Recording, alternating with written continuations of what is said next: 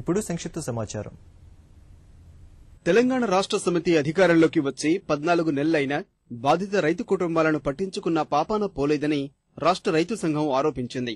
గ్రామజ్యోతి కార్యక్రమంలో భాగంగా ఆత్మహత్యలు చేసుకున్న రైతు కుటుంబాల సభ్యులకు భరోసా ఇవ్వాలని హితవు పలికారు. నల్గొండ జిల్లా పరిస్థితిని గుర్తించి కరువు మండలాలను ప్రకటించాలని ఆయన డిమాండ్ చేశారు. ప్రభుత్వం వచ్చి 14 నెలల కాలంలో తెలంగాణ రాష్ట్రంలో గ్రామాలలో సుమారు 1300 మంది రైతులు ఆత్మహత్యలు చేసుకున్నారు.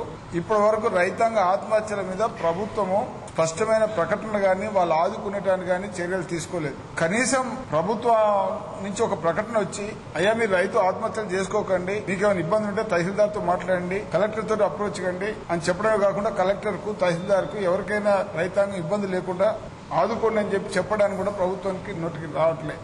ప్రభుత్వం మొదట రాగానే చెప్పింది మన ఊరు మన ప్రణాళిక అని చెప్పి ఫస్ట్ ఇయర్ ఏం చేయాలి, సెకండ్ ఇయర్ ఏం చేయాలి, థర్డ్ ఇయర్ ఏం చేయాలి, ఫోర్త్ ఇయర్ ఏం చేయాలి, ఫిఫ్త్ ఇయర్ ఏం చేయాలి అవి ఇప్పుడు పక్కా పెట్టిండ్రు. వాటి విషయంలో ఏం తేల్చలే. అట్లాగే కరువు కొనసాగుతుంది నల్గొండ జిల్లాలో. తెలంగాణ రాష్ట్రంలో డ్రై స్పెల్ వచ్చి మెట్టపైర్లు ఎండిపోతున్నాయి. సాగర్ ఆయకట్టు కింద మొత్తం సేద్యమే లేకుండా పోయింది.